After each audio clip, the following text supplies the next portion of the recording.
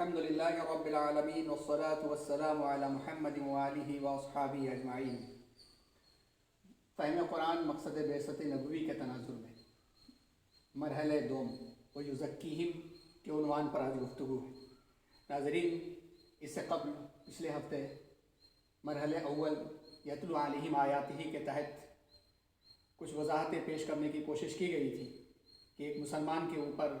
تلاوت کلام اللہ کے متعلق کیا ذمہ داریاں عائد ہوتی ہیں، تجوید کس قسم کی ہونی چاہیے، اور اس سے پہلے اس مرحلے کی پہلی کلاس کے اندر جو چیزیں بیان کی گئی تھیں ان چیزوں کو بھی سامنے رکھیں، اور آج جو عنوان ہے آج اس طریقے پر انشاءاللہ ہم سب کا عنوان ہوگا جیسا کہ آج اس ڈائیگرام کو ہم نے بنا کر کے پیش کرنے کی ہم نے کوشش کی ہے۔ پہلی چیز کہ قرآن کو سمجھنے کے لیے تزکیہ نفس کی کیا اہمیت ہے، اور مقصد بعثت نبی صلی اللہ علیہ وسلم میں ویزکیہم کہہ کر کے اللہ کے رسول صلی اللہ علیہ وسلم کی جو دوسری ذمہ داری بیان کی گئی تھی وہ کیا ہے۔ تو سب سے پہلے ہم لوگ آج تزکیہ کے عنوان پر گفتگو کریں گے، معنی اور مفہوم۔ قرآن مجید میں لفظ زا کاف یا تزکیہ کے لفظ کتنی مرتبہ اور کس مفہوم میں استعمال ہوا ہے۔ پھر دوسری چیز تزکیہ نفس کے ذرائع قرآن میں۔ پھر تیسری چیز قرآن فہمی اور تزکیہ نفس۔ ان تین چیزوں پر مشتمل آج کا محاضرہ ہے، اور انشاءاللہ یہ محاضرہ دو حصوں میں ہوگا، 15 منٹ کے ایک زمرے کے ساتھ، تاکہ براہ راست ریکارڈنگ دیکھنے والوں کے لیے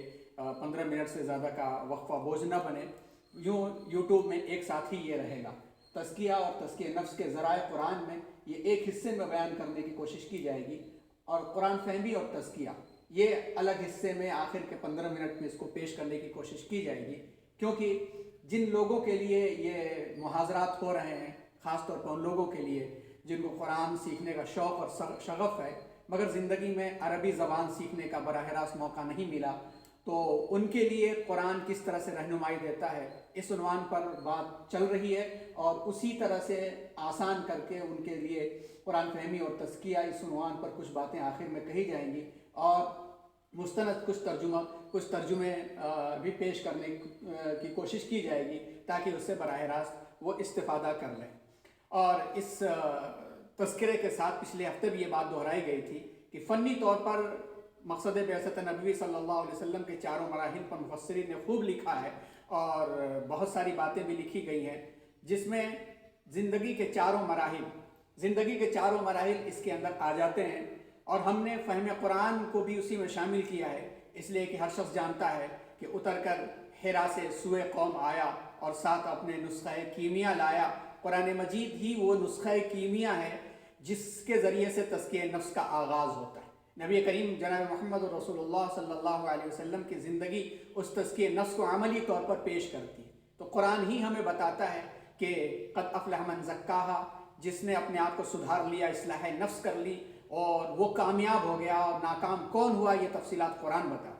بلکہ اہدنا الصراط المستقیم سے ہی یہ سبق ملنا شروع ہو جاتا ہے، اور اسی سے تزکیہ نفس کی طرف رہنمائی ملنی شروع ہو جاتی ہے۔ تزکیہ نفس کے بغیر دل کا معاملہ تو یہ ہے کہ دل میں ما سوا اللہ کے علاوہ کسی چیز کو انسان نے بسا لیا تو پھر وہ راہ بھٹک گیا، اور وہ کبھی سیدھی راہ پہ نہیں آ سکتا۔ دل کا حال تو یہ ہے کہ ایک قطب نما اور ایک کمپاس کی طرح سے اس کی مثال ہے، کہ جس طرح سے ہر ایک ہوائی جہاز کے اندر یا پانی کے جہاز کے اندر ایک کمپاس ہوا کرتا ہے، ایک قطب نما کی سوئی ہوا کرتی ہے، اور اس قطب نما کی سوئی اور اس کمپاس کے اوپر ہر دم کیپٹن کی نظر رہتی ہے کہ اگر وہ سوئی ذرہ برابر بھی غفلت ہوئی اور وہ سوئی تھوڑی سی بھی مائکرو انچ بھی پھر گئی تو ڈیسٹینیشن پر، منزل پر جہاز نہیں پہنچے گا، کہیں سے کہیں پہنچ جائے گا۔ دل کا حال بھی یہی ہے کہ اس کا قطب نما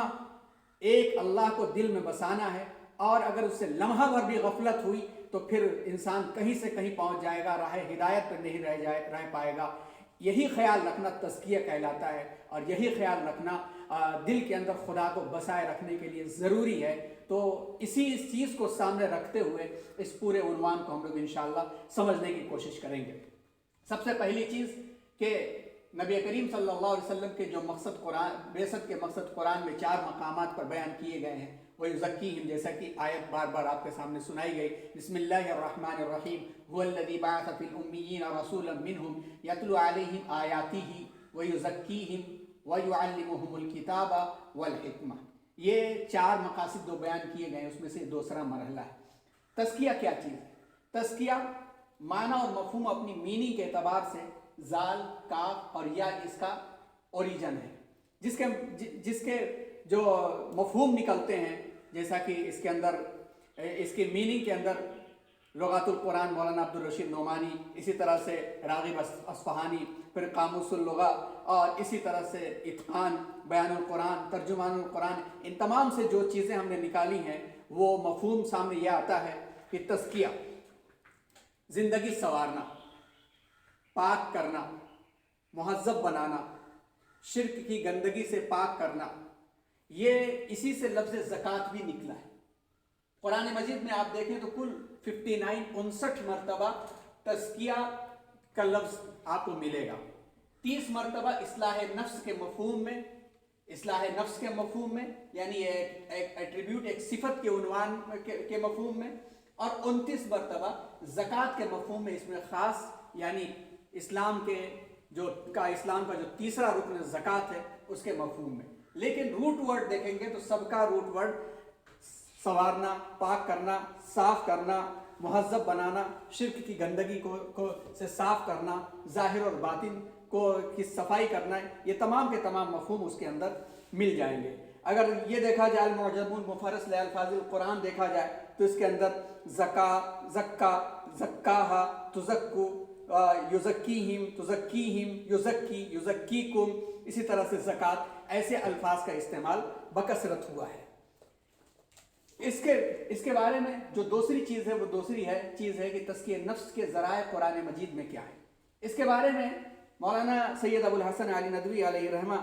एक उनकी बड़ी अहम किताब है, उसका नाम है तज़किया और एहसान या तसव्वुफ़ और सुलूक। क्योंकि लफ्ज़ तसव्वुफ़ से बड़ा मुग़ालता होता है और इसके बारे में इतनी मारकतुल आरा बहसें छिड़ जाती हैं कि फिर 2 धड़े बन जाते हैं। एक जो है लफ्ज़ तसव्वुफ़ के नाम पे सब कुछ का कायल हो जाता है, दूसरा धड़ा होता है कि इस लफ्ज़ का और इस लफ्ज़ का इनकार करने के साथ साथ इसकी मानवियत से भी इनकार कर देता है। हज़रत ने जो किताब लिखी उसके अंदर साफ तौर पर फरमाया कि जो लफ्ज़ कुरान में है हम उस लफ्ज़ के ऊपर क्यों ना आए, अल्फाज के चक्कर में पढ़ करके असलियत को क्यों खो दें। और उन्होंने इसकी तफसीलात लिखते हुए तज़किया और एहसान का लफ्ज़ इस्तेमाल किया। कुरान में तज़किया का लफ्ज़ इस्तेमाल किया गया है बार बार, और हदीस में एहसान का लफ्ज़ इस्तेमाल किया गया है, जैसा कि हदीस जिब्रील जो बहुत मशहूर हदीस है, जिसमें हुज़ूर अकरम सल्लल्लाहु अलैहि वसल्लम के सामने हज़रत जिब्रील हाजिर होकर के सहाबा कराम और आम मुसलमानों को दीन सिखाने की गरज से तशरीफ़ लाए थे, जिसमें उन्होंने तीसरा सवाल जो पूछा था, मल एहसान, एहसान क्या है, तो उसका जवाब यह था कि अन तअबुदल्लाह कअन्नका तराह फ़इन्नका लम तकुन तराहु फ़इन्नहु यराका, कमा क़ाल नबी सल्लल्लाहु अलैहि वसल्लम, कि अबदियत ऐसी करो, इबादत ऐसी करो, अबदियत वाली ज़िंदगी ऐसी गुजारो जैसा कि हर मरहले में तुम अल्लाह को देख रहे हो, और तुम अल्लाह को नहीं देख सकते तो वो तुम्हें ही देख रहा है। तो हदीस में एहसान का लफ्ज़ इस्तेमाल हुआ और कुरान में तज़किया का लफ्ज़ इस्तेमाल हुआ, और ये सारे के सारे लफ्ज़ घूम फिर करके दिल की पाकी और सफाई और इंसान को मुहज़्ज़ब और अल्लाह के का सच्चा और पक्का बंदा बनाने के लिए होती। सैयदना इब्राहीम अलैहिस्सलाम का तज़किरा आप पढ़ें, हज़रत इब्राहीम अलैहिस्सलाम का तज़किरा, काना उम्मतन का तज़किरा पढ़ें, हनीफ़न का तज़किरा पढ़ें, इन्नी वज्जहतु वजहिया लिल्लज़ी फ़तरस समावाति वल अर्ज़ हनीफ़न का तज़किरा पढ़ें, या उसके बाद के अंबिया की दावतों का तज़किरा पढ़ें। हर जगह आपको मफ़हूम के अंदर बात निकल करके आएगी कि अपने आप को गंदगी से पाक करके अल्लाह की अबदियत में ला लिया तो फिर वही मकसूद है, और इसी काम के लिए अंबिया कराम को भेजा जाता है। कुरान मजीद में तज़किया नफ्स के जो ज़राए हैं वो 2 किस्म के हैं, फ़िक़्ह ज़ाहिर, फ़िक़्ह बातिन। मौलाना अली में आली रहमा लिखते हैं कि गौर किया जाए तो शरीयत इस्लामी और रसूलुल्लाह सल्लल्लाहु अलैहि वसल्लम के अक़वाल और अहवाल पर नज़र डाली जाए तो 2 किस्म के चीज़ें, हिस्सों पर इसकी तक़सीम नज़र आती है। एक तो फ़िक़्ह ज़ाहिर यानी इबादात, नमाज, रोज़ा, हज और ज़कात, उसके हरकत और सकनात, उसमें खुशू और खुजू, ज़िक्र कितनी तस्बीहात कितनी मरतबा पढ़नी है, रुकू कितनी मरतबा करना है, किस कैफियत से करना है, रोज़ा किस कैफियत के साथ लाना है, ये तमाम वसाइल और मसाइल ये हैं फ़िक़्ह ज़ाहिर। और फ़िक़्ह ज़ाहिर तमाम के तमाम इबादात से मुताल्लिक़ हैं। दूसरा है फ़िक़्ह बातिन, जिसका ताल्लुक़ बातिनी कैफियत से है, और इसके अंदर یہ باطنی کیفیات بھی عبادات میں بھی مطلوب ہیں، اور بغیر عبادات کے یہ باطنی کیفیات پیدا نہیں ہو سکتی ہیں۔ گویا سکے کے یہ دو رخ ہیں کہ اگر ایک بھی کم رہا تو دوسرا ادھورا ہے، کہ ایک شخص خوب توبہ اور استغفار اور خوب جو ہے مراقبہ اور مجاہدہ میں اپنی زندگی گزارتا ہے اور دنیا کی آسائشوں اور لغزشوں سے اپنے آپ کو پوری طرح سے دور کر لیتا ہے، مگر وہ عبادات سے غافل ہے، تو پھر اس کا ایمان مکمل نہیں، وہ تزکیہ نہیں کر سکتا، وہ بھٹکا ہوا ہے، وہ گمراہ ہے۔ ایک شخص عبادات ظاہری طور پر خوب کر رہا ہے، خوب عمرے کر رہا ہے، خوب حج کر رہا ہے، خوب خیرات اور زکوٰۃ کر رہا ہے، مگر اخلاص اور توبہ اور انابت اور خشوع اس کے اندر نہیں پایا جاتا، تو گویا یہ صرف ایک بے روح جسم کی مانند ہے، وہ بھی کام کا نہیں ہے۔ تو پتہ یہ چلا کہ قرآن مجید میں یہ دونوں ذرائع کو ایک کے ساتھ ایک باندھ دیا گیا ہے، لازم و ملزوم ہے کہ جس طرح سے باہر کی زندگی ویسے اندر کی زندگی، انٹراسپیکشن، احتساب، توکل، زہد، استغنا، ایثار اور ثقافت، ادب اور حیا، خشوع اور خضوع، انابت اور تضرع، دعا کے وقت دل کا ٹوٹنا، دنیا پر آخرت کو ترجیح دینا، رضائے الہی، رضائے اور دیدار الہی کا شوق، یہ سب کا سب فقہ باطن کا ہے۔ اب یہ قرآن مجید میں دونوں بیان کیے گئے، یہ احکامات کے عنوان سے بیان کیے گئے، عبادات کے اندر دو حصے کر دیے گئے، حقوق کے نام سے، حقوق اللہ اور حقوق العباد کے نام سے، اور اس کے اندر یہ لازم و ملزوم چیز کر دی گئی کہ باطن صحیح ہونا چاہیے، ورنہ باطن صحیح نہ ہو تو اس کا کوئی فائدہ نہیں ہوتا ہے، اور اس کے بغیر باطن صحیح نہیں ہو سکتا ہے۔ اسی لیے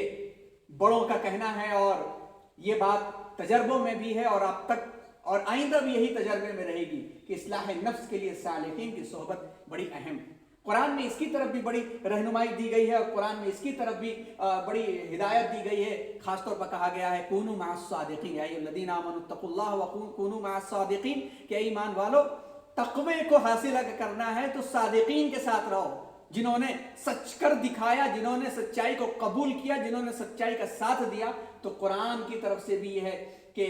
اصلاح نفس کے لیے صالحین کی صحبت ملتی ہے تو توبہ اور استغفار اور انابت پیدا ہوتی۔ مزید تفصیلات تھوڑی سی اور ہم بیان کرنے کی کوشش کریں گے تاکہ قرآن کو سمجھنے کے لیے ہمیں مزید آسانی ہو۔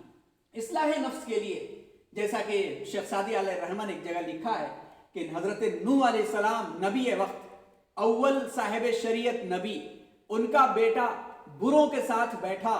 تو پھر کان من المغرقین، ان کے ساتھ غرق ہو کر کے ختم ہو گیا۔ کہا کہ اب میں پہاڑ پر چڑھ جاؤں گا، پہاڑ بھی اسے نہیں بچا سکا، اور اصحاب کہف کے ساتھ ایک کتا ہو لیا، تو قرآن میں اور کی تاریخ میں وہ یاد کیا جانے لگا، اور اصحاب کہف کے ساتھ اس کا تذکرہ کیا جاتا ہے۔ اسی پر مولانا رومی علیہ الرحمہ نے لکھا ہے کہ صحبت صالح ترا صالح کند، صحبت طالح ترا طالح کند۔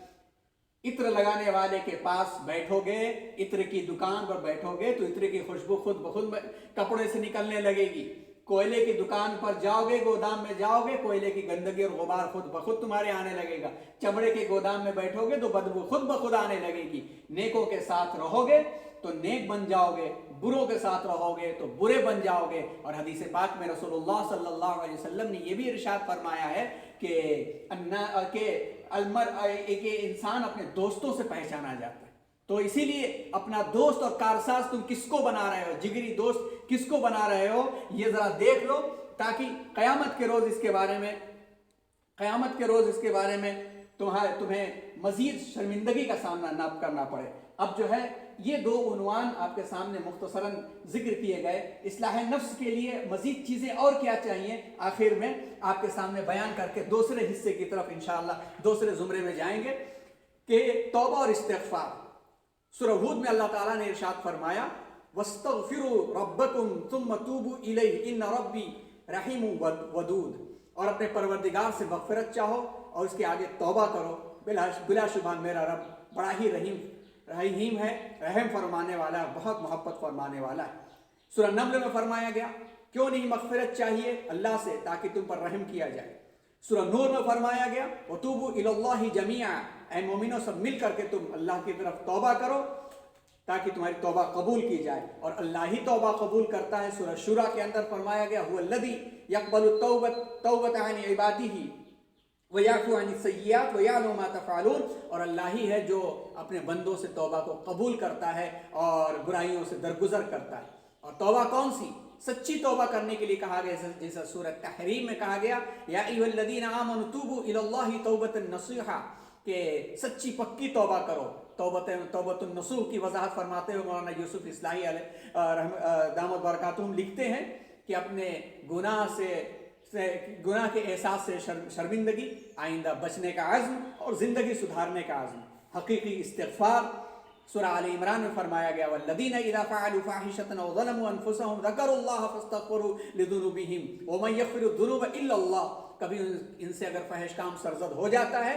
زیادتی کر بیٹھتے ہیں، تو مان انہیں خدا یاد آ جاتا ہے اور اصلاح حال کی فکر۔ سورہ انعام میں کہا گیا کتب ربکم علی نفسہ الرحمہ انہ من عمل من سوء بجہالۃ ثم تاب من بعدہ واصلح فانہ غفور رحیم، تمہارے پروردگار نے اپنے اوپر رحمت کو لازم قرار دیا ہے۔ یہ اس کی رحمت ہی ہے کہ اگر تم میں سے کوئی شخص